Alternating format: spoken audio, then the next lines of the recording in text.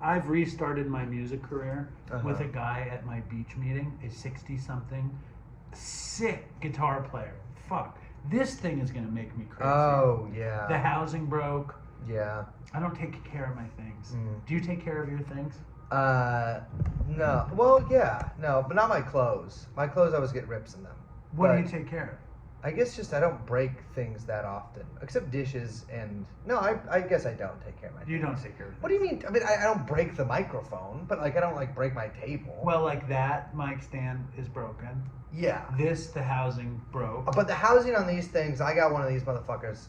Not this one. I have like but no, I have one of these too, and the housing also broke on that. So what do? You hold it like this? No, we just fixed it. I ordered new parts. See, I don't think I know how to fix it. It took many months to get that done, despite the actual act of it taking about 2 seconds. We are joined today by one of my very favorite. Look at that fucking phone starts ringing as soon as I start introducing, and I don't know where it is. I don't know where it is. You don't know where the phone is? It's somewhere. It's wherever the ringing's coming from. I know. I don't want to track it down. Do you think that can you hear it on here? It's Dave's heroin dealer. It's my hair. Finally. We're here to announce that today is the day. It's legal to do sober now. Heroin is on the menu. Oh yeah. What do we call it? Junkie sober? Philadelphia sober. Philly sober. Philly sober. We're just a little bit. For every year of sobriety you have, you can have 1 beer or 1 point of dope. And you're 9 now? I'll be 9 in August. How many points are in a G? 10? I don't know anything about Me points. either. They would say points, but for me that just meant $10. I don't even know. Like my bags were very small and not good. Well, good. That is a metric that we're not. It's all bad. I did good dope maybe twice. We had a guest. I went to California and I was looking for guests, and this lady said, "I know this guy at my meeting. I think he'd be good." And nobody's good. I was like, "Okay, we'll give it a shot. Whatever." The guy was a gay guy in his 60s who had smuggled a dildo made of heroin out of India in his ass. What? He wrote a book. He's incredible. A dildo out of heroin? A heroin-made dildo. And you know that dope was fucking good. Oh my god. You know that dope was good. Because listen, I've had a lot of heroin that's probably been up someone's asshole. Right? Yes. The amount of things that I've put in my body that have been in someone's asshole that aren't shit is probably stratospheric amount. But a dildo made of heroin. That's how he smuggled it. Wow. I know. It's fantastic. And you know that dope is fucking good. Did you do any oxys? Yeah. You did a bunch of oxys? Yeah. Oh, oxy. Well, I was doing OxyContin, and then like everybody else followed the trend. Then I started doing heroin. How was I just interviewed this guy who did a shit ton of oxy 80s, and everybody's shocked that I never did oxys. That is crazy. But aren't the oxys way better than the heroin? No. Well, I don't know, because I shot the heroin, but I only took the oxys, and that's just shooting is. It's the thing. So like you get addicted to that as well. I will say oxys. I probably had more fun on OxyContin, and it was like a more positive time in my opiate experience. But that's because your life wasn't totally exactly. fucked. That's because I wasn't like shooting dope in a fucking in an Indian food bathroom. Now, welcome back, Brace Belden. Thank you. TrueAnon. Thank you. It's always a thrill for me to get you to come here. It's been a little while. It's been a little while. I've been really busy. You've been traveling. Stuff has been going on. Oh yeah. But you decided to come back. I love it. You love coming back. I love coming back. Does it make you feel at home? Well, it's not. Neither of us live here. No, but does it make you feel at home to come back? It makes you feel at home. A little bit? You know what? It seems like it would make you happy for me to say Don't that. tell me anything. Does it not make you feel at home to come back? What does it make you feel? That makes it sound worse. It makes you feel good. I like doing it. Well, good. I'm glad home you're here. just isn't the right word. I'm glad. Does it make you feel at home? This is where I grew up. I guess your I child feel very much at home. Yeah. Yes. So where have you been traveling? What's been going on? I went to California. I went to Brussels. Actually, I went to Ghent in Belgium, and then Brussels for this political thing I had to do. And then I've just been working here too. Take us into your world. What political thing did you have to do? I went to a tribunal. It's going to take a little bit of explanation, but I work with these groups in the Philippines that don't like the government so much there. The government of the Philippines ain't such a good government. Hadn't been it's never been. But particularly right now, it's a bad one. And the last administration was particularly bad too. And there is a civil war in the Philippines. And so I don't know anything that's going on. It's okay. Nobody knows about this. It's not a very famous civil war. And it's only on some parts of it. But, well, it's on the whole thing, but hot in some parts of it. And there was like a tribunal done by these political groups that essentially, it wasn't like a real legal thing. Like no one could get arrested for it. But they put the President of the United States, Joe Biden, former President Duterte, and current President Bongbong Marcos. Nice. Yeah, son of the former dictator Ferdinand Marcos. Yes. Bongbong. Bongbong. Like. Yeah. That kind of shit. And so there was like 2 days of like testimony from victims of various crimes from the army and the government. And I interviewed a bunch of people and blah, blah, blah. For the show, though. For the show. But I also just do it because I like them. And what did you find out? What were your findings? Well, I mean, I've been to the Philippines. It's been a while there. A couple of years ago, 3 years ago, some amount of years ago. And it kind of, I knew a lot of stuff, but you know, they do this thing where they do this. It's called red tagging, where if they don't like your politics, they'll like go to your house or your neighborhood or the market you go to or wherever and put up a ton of posters of your face. No way. All your identifying details and that say like terrorist, communist terrorist, get out. Did that happen to you? No, but it happened to a guy I was with. I can't believe it didn't happen to you. I know. Well, I'm glad it didn't happen to me, but I get it just didn't happen to me. And the thing is, they really usually only do it to foreigners that have been like photographed publicly at like a anti-government event in America. Like anti-Philippines government event in America. I don't think I ever have, or like been publicly associated with them, and so which I'm not. I'm just a visitor. A visitor. I'm just an observant citizen, not of a different country. And yeah, they put up a big poster of a guy I was with that said like communist terrorist, get out. No, he's I don't know what ethnicity he is. He ain't white, but he's something. Maybe he is white. He just looks a little ethnic, but. They do it to like people there all the time, and the people. I mean, I know a guy from San Francisco, Chinese guy, but he's from SF. He was living out in the Philippines for years. His name is Brandon Lee, and they came to his house and shot him a bunch of times. He's paralyzed. He's in a wheelchair now. That's not Bruce Lee's son, Brandon. No, that wasn't the Halloween they Brandon died on the shot crowd, him, and he died. But a different Brandon. But yeah, like basically a hit squad from the Philippines government came out and tried to assassinate him while he was living in the Philippines. A bunch of peasants. And so they do this stuff all the time. There's tons of extrajudicial killings, blah blah blah. And so I interviewed a bunch of people who are victims of that kind of stuff. Well, not the killings, but attempted killings, all that sort of stuff. So you deal with really serious stuff. Yeah. And you have an amazing way to be really funny around the most serious stuff. Well, the world is insane. It's. I mean, you gotta have a sense of humor, but not about everything. But like, it's a nightmare in so many ways. My neighbor, right, and I'm not going to reveal his identity, there's just so much hilarity to him, to me. He lost his virginity in the Philippines on a student exchange. Oh, no. Probably with some young, I think a young woman, right? Yeah, but a prostitute. Yes, and the host parent brings him to the spot, and he tells me this story like it's something I should feel good about. God. And then he just went to the Philippines recently to visit the host parent. Then he stopped by last night. He says, Dave, how do I get you to come to the Philippines with me? Oh, God. And I said, I don't think there's any way you can get me to go with you. And he said, I'm going for all of February. Oh, no. Yes. That's crazy. I was there for like a full February. Yeah, so I mean, I think that it's a weird time, and it's one man's ceiling is another man's floor. It's craziness. The whole time I was there, I was just like, just to make it clear to everybody, in case you didn't know, like, I'm not like chasing after Filipino girls. No, they didn't think you were. And I was like, I just want to make that clear that I'm not like a white guy spending a lot of time, because I wear a lot of floral shirts. And you look like you could. I look like a sex tourist. I look like somebody who has to pay for sex. And who has to pay extra. I have to pay a premium. And they're like, you not only can you not kiss me, but you can't have sex with me either. But you can look at me.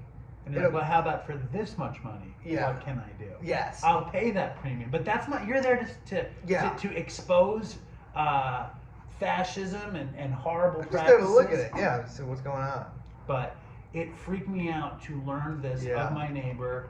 And he also told me a story about, oh God, I don't know why I'm going to reveal this, but I just think Did I he should. listen to the show? No, he didn't. But he said, I don't know, like my town is very racist. Like my town is, the town I live on is very racist, very white, Irish, whatever. And all the kids, all the boys use the N-word hardcore. Whoa. Hardcore. In both the rap way and the racist way. Wow. They go back and forth. I've seen this happen before. It's more common than you think. They go back and forth, and my neighbor invited me and my kids to go there for a barbecue. So we went there for a barbecue, and I have my older daughter explaining how fucked up and racist her class is. Then she leaves, and the wife says, "That's what my husband does." And it turns out he uses the N-word. And then he says to me, "Dave, there are black people." And no. He did. No. He did. He's like, it just means ignorant person. He didn't say that. He just thought it was okay. Weird. And I was just like, what the fuck is happening? How did this happen? How did I get transported to this room at this point of my life? How could this be my reality? But it is. Wow. It is. And then last night he came over, invited me to go to the Philippines with him. Then told a story. My fucking mic is gonna make me crazy. Then he told a story. He's a photographer and he shoots school pictures. And he told a story of going to a less privileged town on Long Island where black people were using the N-word in a jovial way. And he said that why they could say it, I can? No, then he said he used it in a jovial way. There. How'd it go over? He said they didn't like it. They said he didn't like it. Was he telling you the story like, he's like, check this out, what happened? I can't believe it.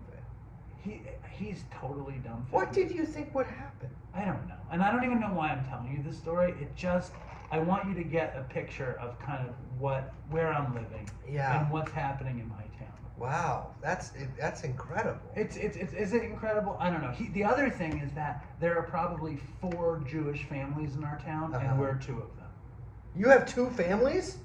No. I'm saying he's very Jewish. Oh, he's Jewish. More Jewish. Then why can they say it? I can't say it. A little bit. They seem so jovial. Well, this bit doesn't really work unless I say it. And that's not gonna fly. When you're traveling around the world, how is your? Do I say it? No, I don't. You don't, Dave. Never I don't jovially. Never jovially. Never Never jovially. What about program? How are you engaged? I don't go. How you don't go? No. Ever. Where the fuck am I gonna go to the program in the Philippines countryside? No meetings. There's no meetings. And you're not gonna do Zoom. I'm not gonna do. I hate Zoom. How much time do you have? I'll have 10 years, God willing, in August. How are you doing? Last time, you spoke candidly about temptation. I have not. That sort of receded. Was there a real temptation, or were you just trying to be splashy on the show? No. They're all. I think the way I think of it is maybe just less like. I don't really think of it in like an alarmist way, like I'm tempted, I'm gonna do it. It's just like more of like a barometer for like how I'm doing. And so if my thoughts start going there a lot, right? Or like even really going there at all. Like my day to day, I like never think about like, oh, I wish I could drink, or I wish I could, have a little bit of tar or whatever. But when I do start doing that, it's not like there's actionable thoughts. Like I'm nowhere close to like the point of picking up. But I also know that like, as someone who has relapsed very early in sobriety, so it's a little different, but like, and who's known a lot of people who've relapsed with a good amount of sobriety, it's like, well, it starts somewhere. You don't go from like 0 to like, I'm fucking getting drunk tonight, know? Right. And so it's more just like, I'm kind of going this way. I need to like make a little course correction. The thing is, I didn't really course correct, to be completely honest with you. My program is actually worse than ever right now. That's what I was going to ask. Yeah, it's bad, but I'm actually doing okay, which is weird. But yeah, I don't have a sponsor. No sponsor? I've been sponsorless for like a year. A year? What happened to your last sponsor? It just didn't work out. What went wrong? It's just like, I think it's... You just got tired of calling it. No, it's just like weird. Like I had one sponsor for a really long time. I'll bet you money you didn't fire this sponsor and he didn't fire you. It just like fizzled out. It just fizzled out. Yeah, exactly. We just like neither of us did it. But you just didn't call him. Yes, if you kept correct. calling him, he would still be your sponsor. I know. If you called him right now, he would be. Here's the thing. Of course. But here's the thing. Getting a new sponsor with like a bit of time is difficult. It's like weird to do. Or at least that's been my experience. I don't think that's true for everybody. But it feels weird for me because part of me is just like, I got this. But I need a sponsor. I know that. I need a sponsor. And so I'm like, I still need a sponsor.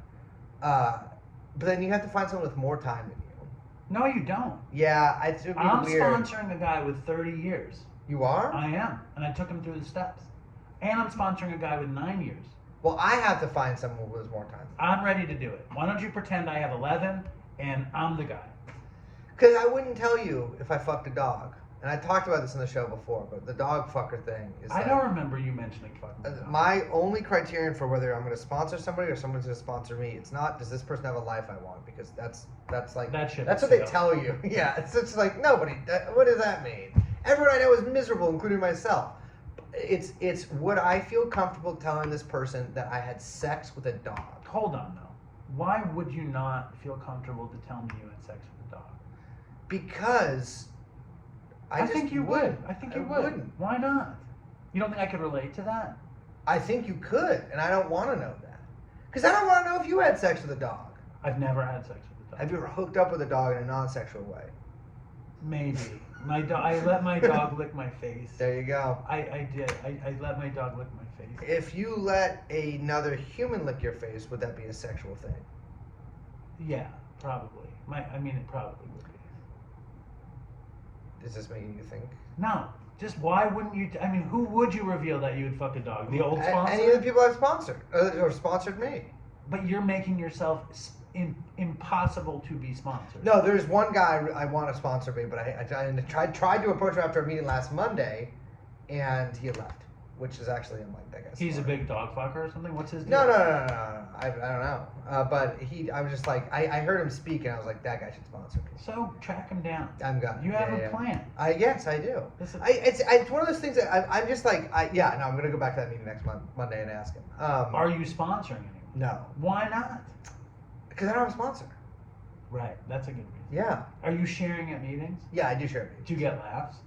I try not to, specifically. I'm actually not really funny when I share. Sometimes I am. Why not? But I think when I am funny when I share, that's when I'm being like, that's like when I'm being fake. Or disingenuous. Whatever. Disingenuous, because that's always my like way to deflect from like being realistic and like talking about my actual feelings. Who's the funniest person at your meeting? Oh, it's me. Bobby Dukes? No, Bobby's not funny. What's his name? Jeff Rickley? Yeah, but Bobby actually can be really funny, but he's not like a joke story. Like, I actually hate it when people share at meetings and they're like doing a bit or whatever. That would always happen in LA. Like, I'd always like hear people who was like, "Oh, you're like trying out your five." You're or working whatever. your type 5. And I'm like, don't. This isn't the place for. Listen, if I was your sponsor, I would advise going to the meeting and getting laughs. I just want to hear about it. I want to see what kind of laughs you can get. I can get laughs. I'll tell you that. I imagine you could. I think you should go to them. It would brighten so many people's day. Yeah, but I'm not there to brighten their day. I'm there to brighten my day. I stopped getting laughs. I gave up getting laughs, but then I was like, I kind of want them again. So I did some work last week. Well, I did a little work. You got a goofy one? Well, the thing is, I don't ever think about what I'm going to say before I start speaking, and so half the time when I speak at a meeting, I'm like, but I feel like that, and like can't get out a coherent thought. Well, why don't you think about what you're going to say before you share? I like physically can't. No, I'm not before I share, before I speak in any context. Explain exactly what you mean. Like, you know how, do you think before you speak? No, you just speak, right? In a meeting, though, right? I'll be sitting in a meeting, and I'll be thinking, am I going to share? And then I think, well, what could I share about? Yeah. And then I come up with one little thing, and then everything else is whatever. That's what I'm saying. You come up with I don't think of like a sentence. I just think of like, oh, this thing from this person's share I want to say. Right, something triggers a Yeah, thought. exactly. But it's not like I'm like, here's sentence 1, here's sentence, I just talk, and then do you think most shares like how much do you think they worked out before they start sharing? I can't tell because I've heard some people say before they're like they sort of plan it out in there, like even before they go to a meeting sometimes they have like a thing they're gonna say. I would do that, but I physically, my brain can't hold a memory or a thought or an idea long enough for me to actually do that. No, those people are losers. That's the worst. We're all losers. That's fair. Thursday night, you're sitting in a room with a bunch of guys? I go every morning. Every morning that I'm not here, I go. Uh-huh. And you know what? What? I love going. What time do you go? 8 in the morning. Never been to an AA meeting in my life. Huh? Never been to a meeting before 11. But you have a real sleeping problem. I got a sleeping problem. You got a serious sleeping I got problem. a serious sleeping problem. Fucking tell the Dopey Nation. I'll tell you guys right now, last night, I had a phone call at like 9:30 this morning. Mm-hmm. Not too early. Dave's already done with his meeting by then. He's at yucking it up with the fellas. I was up at 5 this morning. Up at 5 a.m. Guess what? I had gone to bed an hour and a half. I know. I had been in bed since 1. But anytime that I have to do something before 10 a.m., I have which is weird because I had to get up at 5 for work for years prior to For the bottling place? Yeah. The brewery? But even with that, I couldn't sleep until 2 a.m. But my sleep has gotten significantly worse in the past few months, where it's 2 a.m. being the time I would fall asleep. I'd be like, oh my God, it's so late. Now it's 3:30, 3 a.m. And what are you doing? I'm reading. That's it. What are you reading? I am reading this guy Victor Surge's diaries from the 1940s. But usually I read something because it's kind of easy to read. And so I try to read something. I don't try to read something that's gonna really tax me. It's usually something I know a little bit about. You read a lot. Yeah, I like reading. But you don't write a lot. No, I don't really. Not anymore.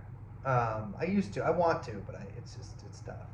But till last night, I work myself up to this anxious fury, and I can't fall asleep until 3:30. And then once it gets to that point, I'm panicking. Last night was tough. Last night was worse than most nights. I have a rule about sleep aids. What? That I don't take a sleep aid after 3 because it will ruin me in the morning. I actually feel okay right now, which is because I took trazodone last night. At what time? At 3. I thought you drank a bottle of NyQuil. I didn't drink a bottle of NyQuil. So what I did is I had a little sip of NyQuil, which is to legal. That's sober. That's sober. To wash that's the legal. down. Because I hate it. And so my view on that is listen, if you were drinking NyQuil to get fucked up, you shouldn't drink NyQuil. No. I hate NyQuil because I don't like the way it makes you feel in the morning. I love the dreams. And so I don't like the dreams, what my brother. What do you do? Nightmares. What are the nightmares like? Oh, well, I didn't have any last night, but I have nightmares. I tend to have them a lot. But I don't know, just usually about me betraying people or being betrayed or I used to have this really fucked up sex nightmare when I had to fuck this old lady. Yeah, that was a recurring dream I had for years. You have serious sleep issues. Serious sleep issues, and they ruin my life. I know. For the past 5 nights, I've slept maybe 4 hours a night, every night, and I wake up seized with terror every morning. And it doesn't. It's interesting because no matter how my life, it's not it obviously has something to do with stress, but it doesn't really track to whether I'm doing good or bad, because I've been doing really bad in my life and I've slept like a baby, and I've been doing really well in my life and felt and not just I have a good job or whatever, but doing well and I have good connections with people. I'm not worried about something particular, anything like that. And then I'll sleep like a fucking a tweaker or something. I have the sleep pattern. Actually, I guess tweakers when they sleep tend to sleep for a long time. They sleep well. Yeah. Last night was tough. I'm on a good sleep moment. In fact, in the last 8 days, I only took a sleep aid one night. What sleep aid do you take? Well, I take all of them, but 10 milligrams of Klonopin. No, I wish. I wish. I wish. I still have the taste. You know what? I still have the taste of Klonopin in my mouth. You know what? Forget that. Let's do it.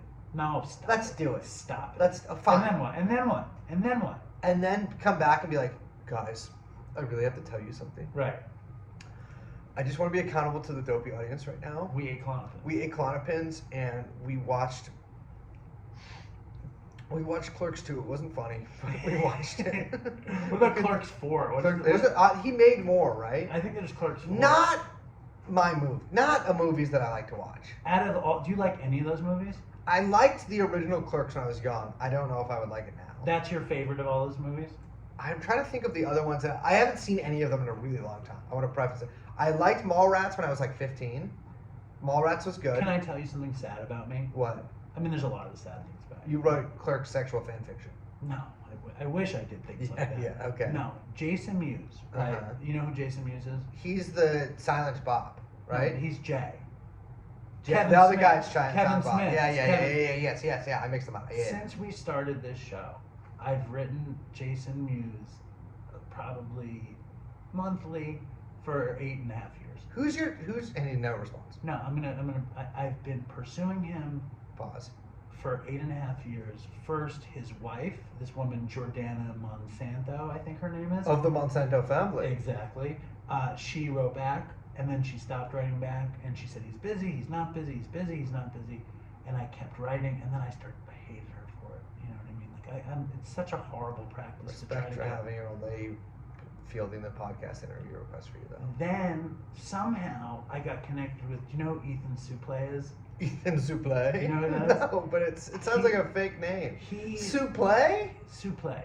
He was very, very, very fat. Did you see American History X? Okay, yeah, of course. Oh, he's the fat guy from American History X? He was also he's also in Blow. He plays Yeah, Tuna he's in like, Blow. I've never seen Blow, but I feel like he plays a big, like an ogre in a lot of movies, right? But he lost, I think, 300 pounds. He has a podcast called American Glutton. He was a heroin addict. American Glutton? Yeah. I gotta hear this show. That's a great name. Yeah, he came on Dopey. He was Suplee. fantastic. Uh-huh. And he is friends with Jason Mewes, and he gave me Jason Mewes' number.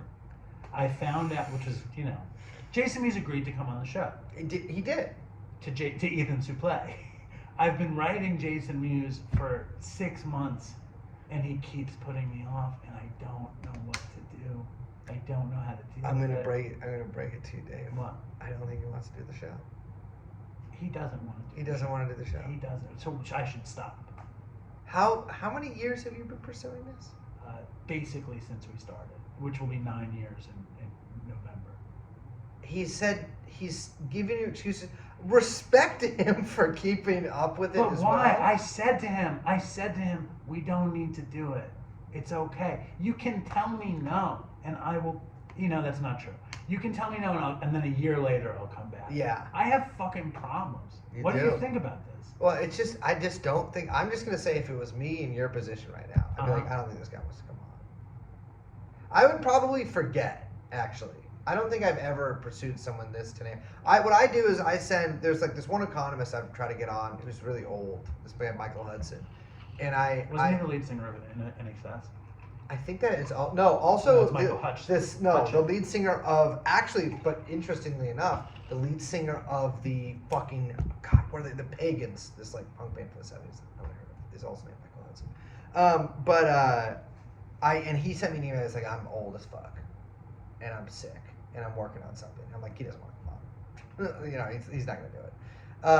And so I just never. But I forgot about that until just now. My white whale. I got my white whale. Who's your white whale? William Volman. He was my white whale, and so I got him. And so like I kind of, my other white whale is Eno. Brian Eno. Okay. What other Eno is there? I don't know. Maybe there's some communist Eno. He has a brother. He does have a brother. Raphael Eno. Yeah. Ezekiel Eno. Mordecai. Mordecai Mortimer Moyle Eno. I had a white whale. It was Artie Lang, and we got him to come on. And now Artie Lang is my new white whale again together because I'm sick. He is literally a white whale. I'm really, really sick. How was he? He was high. Yeah, he's Artie Lang. I went with Chris, the guy who died. Yeah. To Hoboken together. Uh-huh. They were both high. I didn't. On your sobriety podcast. I didn't really. You're outnumbered. I didn't really know that they were high. Uh-huh. Afterwards, I was like, Chris was like, what? Because I wanted Artie on the show for years, and I pursued him just like I pursue everyone else, like a sick fucking person. And Chris was like, "Well, you did it. What did you think?" I was like, "I think he was high." Meanwhile, Chris is fucking high. And he's like, "Yeah, I fucking guy was high." Yeah, exactly. I just came up with I think if any of you guys know like an overweight but like hipstery person you don't like, call them art school Lang. That's not bad. Yeah, that doesn't really work that well. It's alright. It sounds better in my head. Well, I think I used to, when he would respond to me, I would call him Art House. Art House, like, oh, that's better. Yeah, Art House. I want to play something for the Dopey Nation from your TrueAnon show. Oh no. I was listening and I was like, this is great for Dopey. What was I is this gonna be playing? Huh? Is this gonna? Will I be able to hear it? Yeah, we'll both hear it. Education is that is actually connected with UNRWA's mandate. So UNRWA has a broad.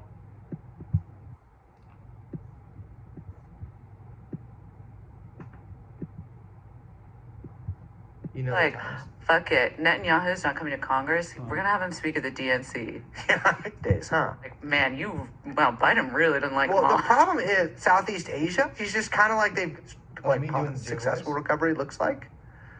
But I gotta say the prognosis is not good. Welcome to TrueAnon. My name is Braze. My name is Liz. We are, of course, Hello. We are in our new studio. we're in a new studio, in our new Okay. table. You guys, for the first time in my life, I designed a table. Liz did design this table. And this is TrueAnon. Hello, everyone. Hello.